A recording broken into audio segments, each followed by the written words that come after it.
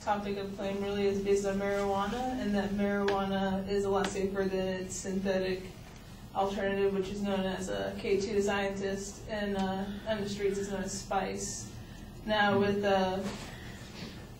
marijuana, compared to K2, marijuana is more natural than K2. Marijuana is a hemp plant, also known as a cannabis sativa. And with marijuana, it basically contains tetrahydrocannabinol, which is also known as THC. With that, it reacts with the receptors in our brain, which causes a psychological intoxication, which is known as getting high. And with that, the effects that come with, what's the 5 for? You have 5 minutes left. Oh, okay.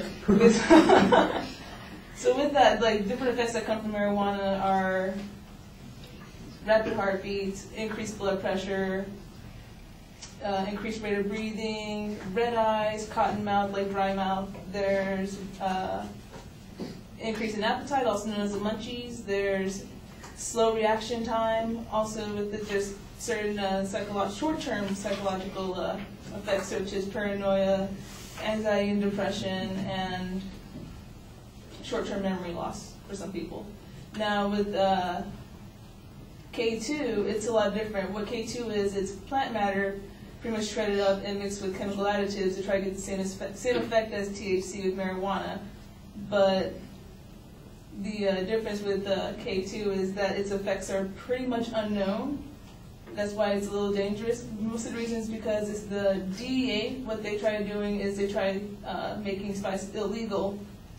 And with that, the manufacturers who produce spice, what they would do is they would have chemicals that substitute those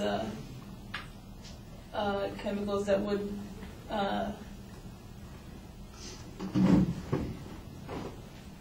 they would try to substitute those chemicals that they would usually put in spice. So basically, you'd be smoking something that you wouldn't know what was in there.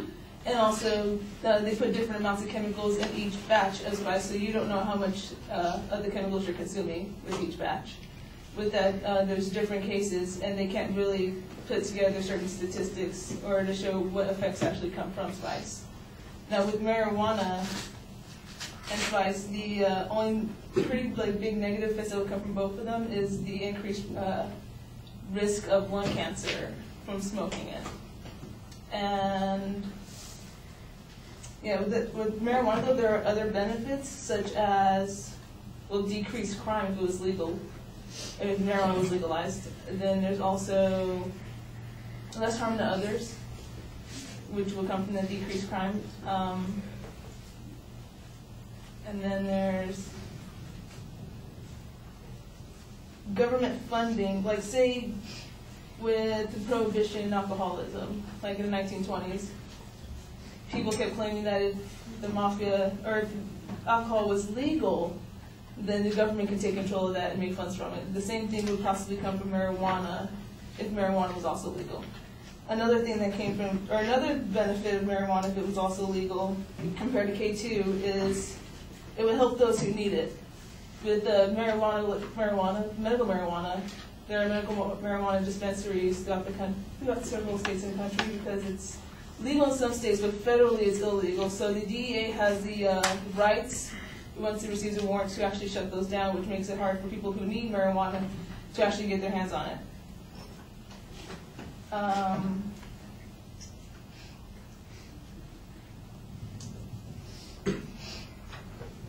Also, with marijuana compared to K2, marijuana should be legal, but also K2 should be illegal. The reason being that it's such a dangerous drug and its effects are unknown entirely because it affects people in different ways negatively. That it's also easily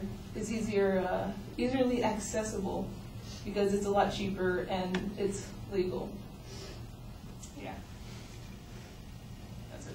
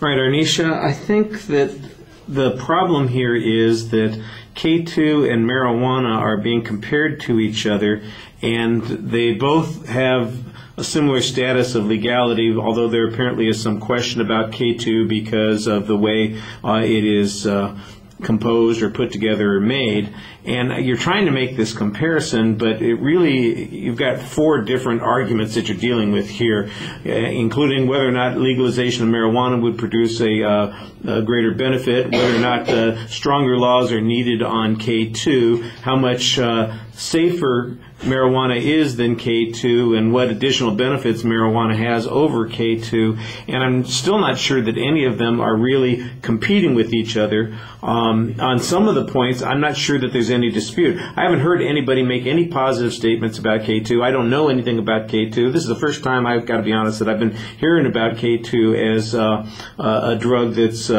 being comparable to marijuana. I don't doubt your description of it, but what I am saying is I'm not sure how much of the market, for instance, is taken up by K2 versus organically grown marijuana as opposed to the synthetically enhanced plant matter that people seem to be trying to substitute here.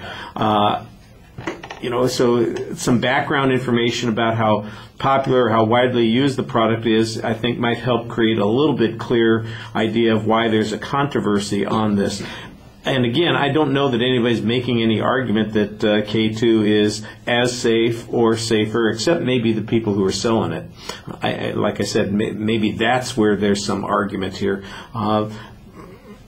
The idea that you're consuming a drug that has chemicals in it that we don't even know what the contents are, I think almost everybody would say, that sounds like a dumb idea. So that's not controversial.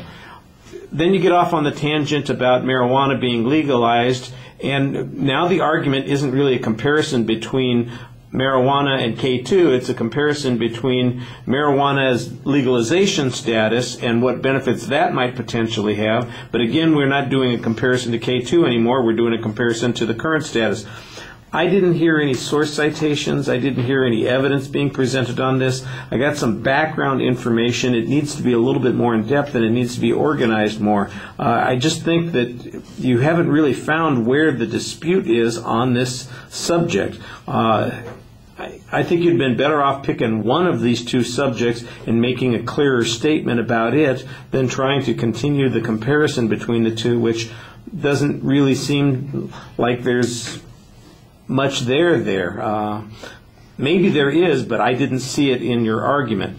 I do think that you have a nice way of speaking to the audience. Your voice is pretty active and engaged. I know you said you were nervous, but you actually looked like you were pretty comfortable up there, and that's the thing I think that is strongest about the speech, is that you seem to be talking to us in a sincere way and in a way that seems to suggest that you know what you're talking about. But I think the problem is that although we might want to give you some credibility on this, we still need the information to back up these arguments, and that's lacking in what your presentation consisted of. All right, thank you.